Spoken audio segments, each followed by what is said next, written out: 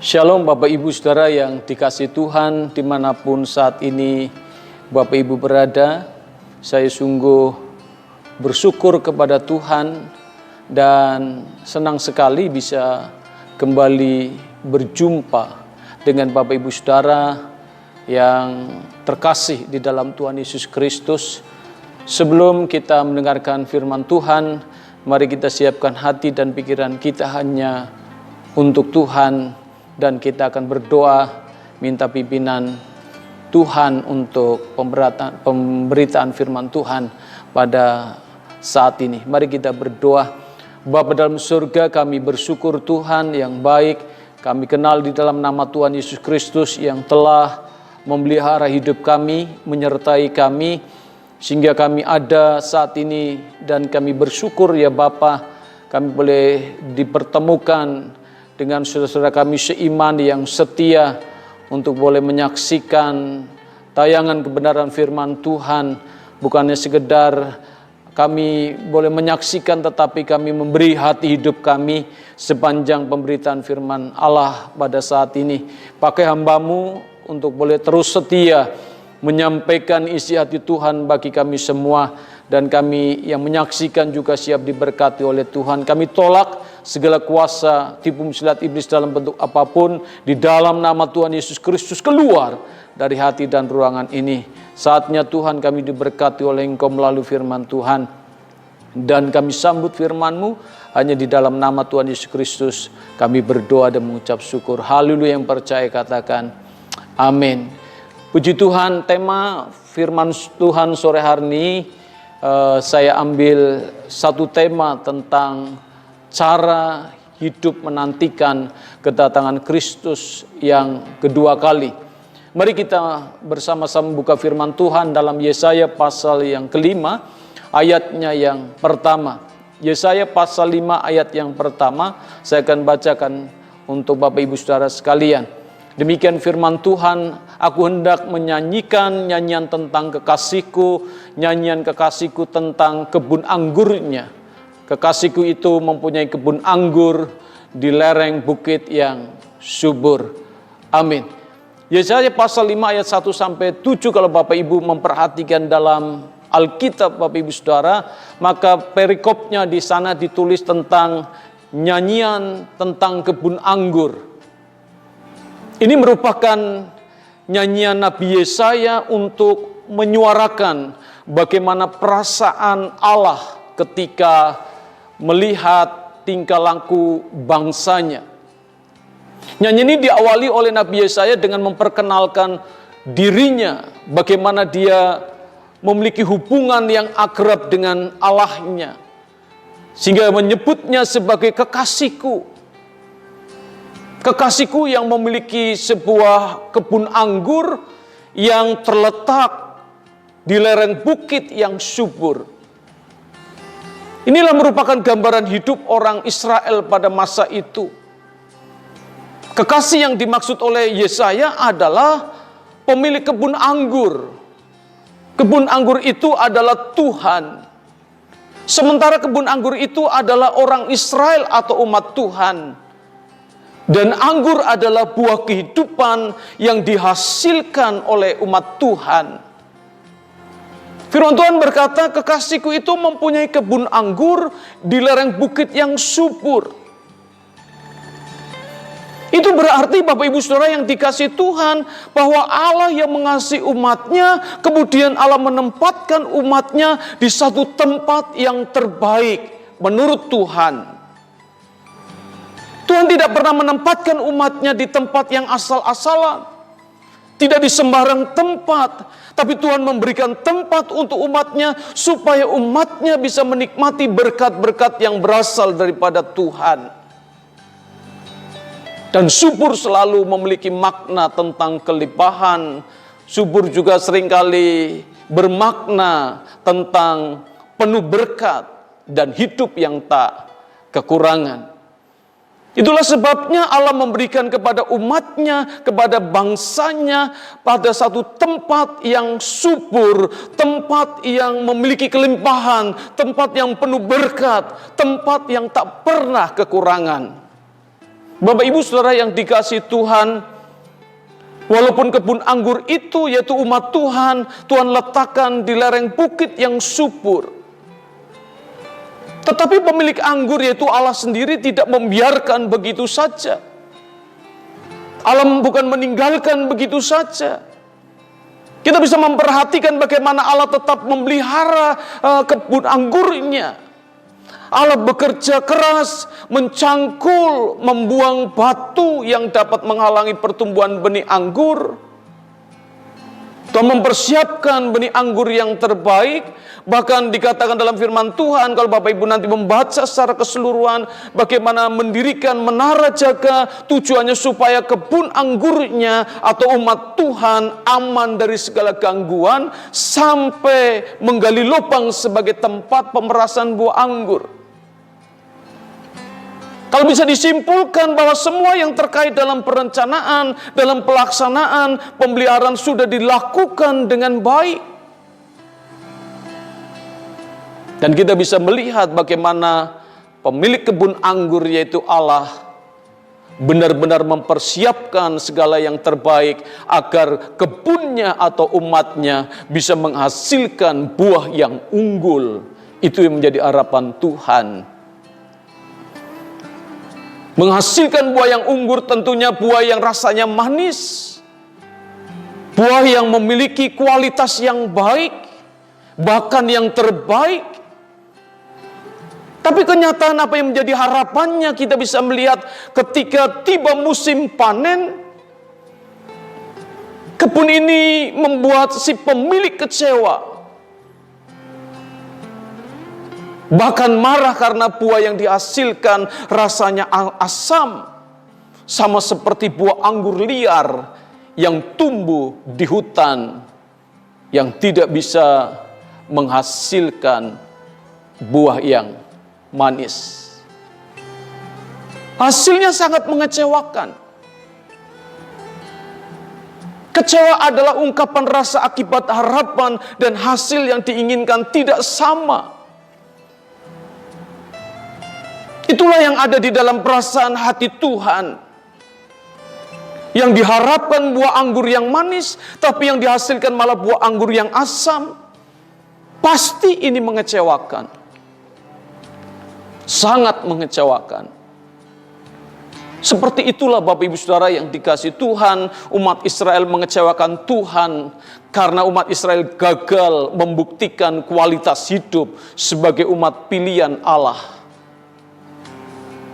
Pemilik kebun anggur kecewa karena yang diharapkan buah anggur yang manis, tapi yang didapatinya adalah buah anggur yang asam. Padahal buah anggur asam biasanya dihasilkan dari pohon anggur liar yang tumbuh di hutan tanpa perawatan. Jadi ini sangat aneh, sangat ironis bahwa dari kebun anggur yang dirawat baik malah menghasilkan buah anggur yang asam. Yang seharusnya menghasilkan buah anggur yang manis, yang seharusnya menghasilkan buah anggur yang berkualitas, tapi kenyataannya mengecewakan. Padahal sang pemilik anggur menanam anggur memiliki harapannya supaya anggurnya bisa menghasilkan yang terbaik. Tapi panen yang dihasilkan sangat mengecewakan. Dan ternyata ini bukan salah tanahnya, ini juga bukan salah benih anggurnya, ini juga bukan salah sang pemilik anggur. Tapi pohon anggurnya yang memang tidak berbuah seperti harapan dari pemilik anggur itu sendiri. Bapak Ibu Saudara yang dikasihi Tuhan, di Israel anggur adalah seringkali menjadi lambang perjanjian atau menjadi lambang berkat. Israel seringkali anggur menjadi simbol sebagai sesuatu yang sangat penting sebagai bangsa pilihan. Dan nyanyian tentang kebun anggur adalah gambaran kehidupan Israel. Kehidupan bangsa Israel yang begitu mengecewakan hati Tuhan. Tuhan sudah mengaruniakan semua yang baik terhadap bangsa Israel, tetapi bangsa Israel menghasilkan kehidupan yang jahat di mata Tuhan. Coba kita melihat di dalam Yesaya pasal yang kelima, ayat yang ke-7. Di sana dikatakan demikian firman Tuhan, sebab kebun anggur Tuhan semesta alam ialah kaum Israel, dan orang Yehuda ialah tanam-tanaman kegemarannya. Dinantinya keadilan, tetapi hanya ada kelaliman. Dinantinya kebenaran, tetapi hanya ada keonaran. Buah yang baik yang dikehendaki oleh Tuhan adalah keadilan. Itu yang menjadi harapan Tuhan terhadap umatnya. Sedangkan umatnya Israel yang dia bisa keluarkan dari kehidupannya adalah kelaliman. Yang dikehendaki oleh Tuhan adalah hidup dalam kebenaran. Artinya memiliki relasi yang benar. Tapi yang Israel lakukan adalah keonaran, relasi yang salah.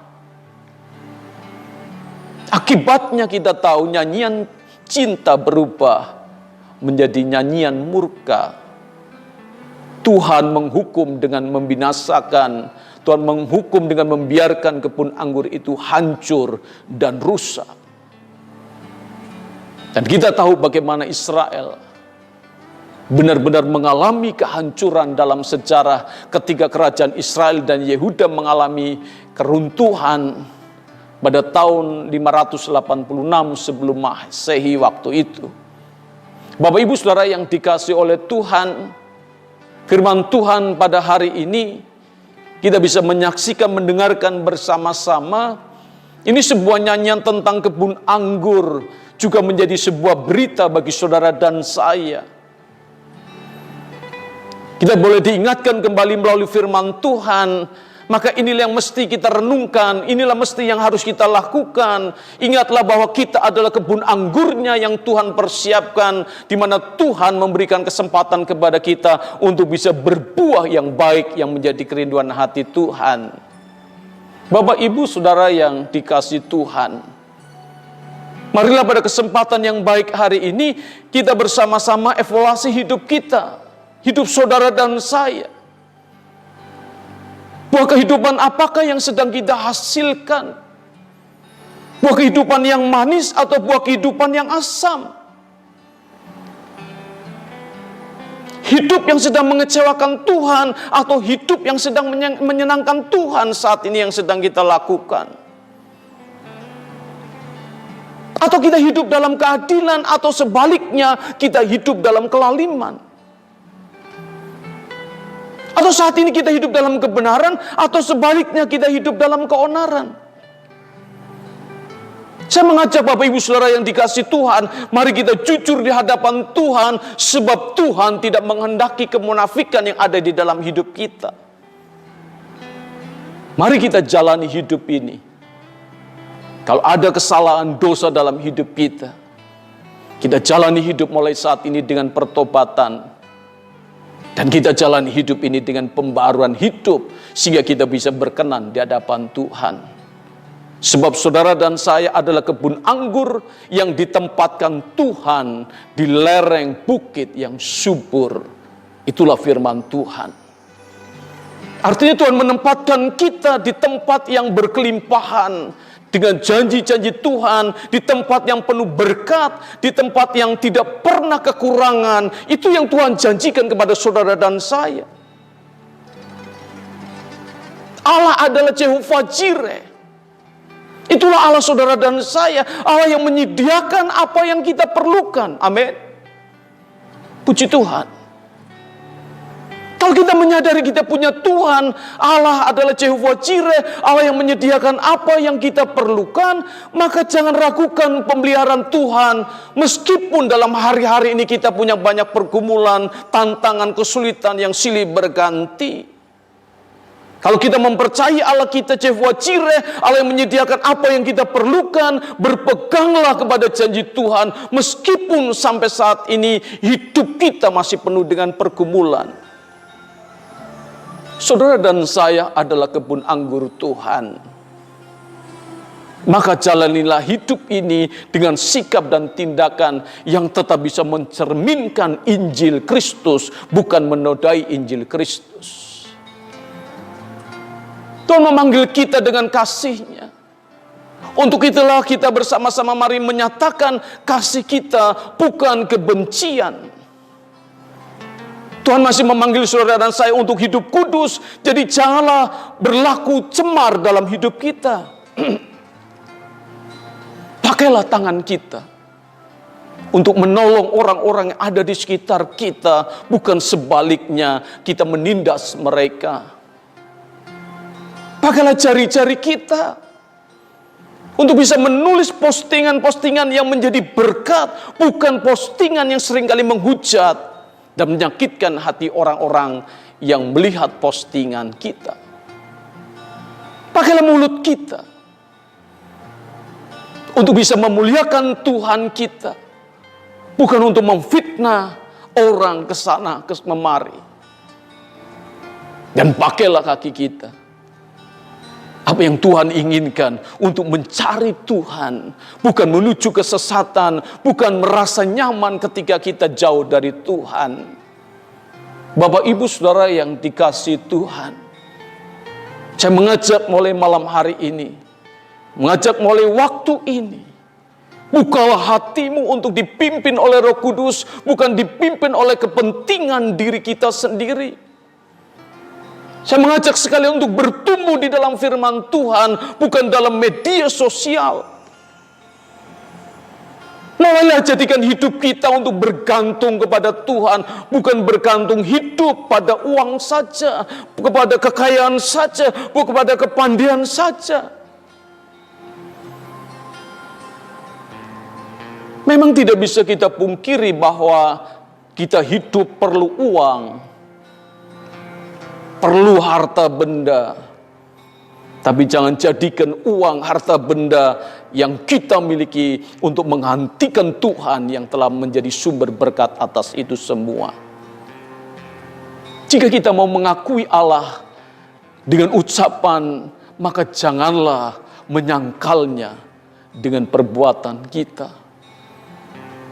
Biarlah kehidupan kita, kehidupan yang menjadi harapan Tuhan, kehidupan yang menjadi buah anggur yang manis, buah anggur yang bisa menyenangkan hati Tuhan, buah anggur yang sungguh-sungguh menjadi kesukaan Tuhan, karena punya rencana Tuhan bagi hidup saudara dan saya, supaya hidup kita menikmati berkat Tuhan, dan hidup kita bisa menjadikan berkat bagi orang-orang yang ada di sekitar kita. Itulah yang Tuhan kehendaki ketika kita hidup menantikan kedatangan Kristus yang kedua kali. Bukan untuk berpangku tangan, bukan berdiam diri, bukan masa bodoh. Tetapi biarlah mulai malam hari ini kehidupan kita supaya bisa menjadi buah anggur yang manis, buah anggur yang bisa menyenangkan hati Tuhan. Sehingga ketika Tuhan datang kali yang kedua, kita didapatinya umat yang berkenan dan layak untuk bersama tinggal dengan Allah yang begitu mengasihi hidup kita. Tuhan memberkati buat firman-Nya malam hari ini. Amin. Mari kita berdoa, kita mengucap syukur buat firman Tuhan. Di dalam nama Tuhan Yesus Kristus, Tuhan menteraikan setiap firman yang sudah kami dengar malam hari ini. Supaya bagaimana hidup ini kami mampu untuk memenuhi kerinduan hati Tuhan yang bisa menghasilkan buah yang baik, hidup yang bisa menghasilkan kualitas yang menjadi harapan Tuhan atas setiap kehidupan kami. Ampuni segala dosa kesalahan kami ya Tuhan. Seringkali kami masa bodoh, seringkali kami tidak bisa mengevaluasi hidup kami, tapi melalui firman Tuhan ini kami mau berbalik kepada Tuhan. Melalui firman Allah, jadikan setiap firman yang sudah kami dengar tertanam dan kami mampu menjadi pelaku-pelaku firman Tuhan Hamba-Mu diberkati oleh Engkau melalui firman Allah. Setiap yang menyaksikan tayangan ini juga diberkati oleh Tuhan. Tak lupa Tuhan, kami masih memegang janji Tuhan. Engkau menempatkan kami untuk menikmati janji-janji Tuhan. Apapun yang Engkau janjikan, yang bagi Tuhan tidak ada perkara mustahil. Ketika kami tetap hidup di dalam perkenanan Tuhan, maka kami boleh meminta apa yang Tuhan janjikan dalam hidup kami. Hamba-Mu berdoa untuk setiap kami yang sakit hari ini ya Bapa. Setiap yang menyaksikan tayangan ini membutuhkan jamahan Tuhan atas sakit penyakit. Hamba-Mu berdoa bersama kami yang sakit hari ini. Kami menyatukan iman kami ketika Engkau Tuhan telah memberikan janjinya. Kami mampu untuk memelihara kesatuan yang sudah Engkau ciptakan. Maka Tuhan akan memerintahkan berkat-berkat-Nya. Kami rindu kesembuhan yang daripada Tuhan. Yang sakit kami berdoa di dalam nama Tuhan Yesus Kristus. Menjamah dalam Yesus, sembuh. Yang susah Tuhan sumber penghiburan, pasti akan memberikan penghiburan. Yang sedang menghadapi jalan buntu, pergumulan hidup yang sulit, dengan upaya yang sudah dilakukan, sudah tidak ada jalan keluar. Bagi Tuhan tidak ada perkara mustahil. Di dalam nama Tuhan Yesus Kristus menjamah dan memberikan cara kedaulatan Tuhan untuk bisa memberikan apa yang tidak pernah kami pikirkan. Tuhan memberikan jalan keluarnya. Itulah kuasa Tuhan di luar jangkauan apa yang ada dalam pikiran kami. Terima kasih untuk firman-Mu ya Tuhan. Berkati setiap kami yang sungguh-sungguh menyaksikan tayangan kebenaran firman Allah malam hari ini. Siapapun kami, ketika kami beri hati dan hidup kami berkenan kepada Tuhan, maka Tuhan boleh mencurahkan berkat-berkat-Nya atas hidup kami. Jadikan kami hidup untuk menjadi berkat. Apa yang menjadi rencana Tuhan tergenapi melalui kehidupan kami. Kerinduan hati Tuhan boleh kami lakukan sehingga menyenangkan hati Tuhan, hidup yang menjadi berkat mulai malam hari ini sampai selama-lamanya. Dalam nama Yesus Kristus kami berdoa. Angkat dua tanganmu, terimalah berkat dari Allah Bapa di dalam nama Tuhan Yesus Kristus. Dalam persekutuan Roh Kudus memberkati engkau, melindungi engkau, menyinari engkau dengan wajah-Nya, dan memberi engkau kasih karunia. Bahkan Tuhan Yesus menghadapkan wajah-Nya dan memberi engkau damai sejahtera mulai malam hari ini sampai selama-lamanya. Tuhan datang kali kedua. Haleluya. Amin. Selamat malam, Tuhan memberkati.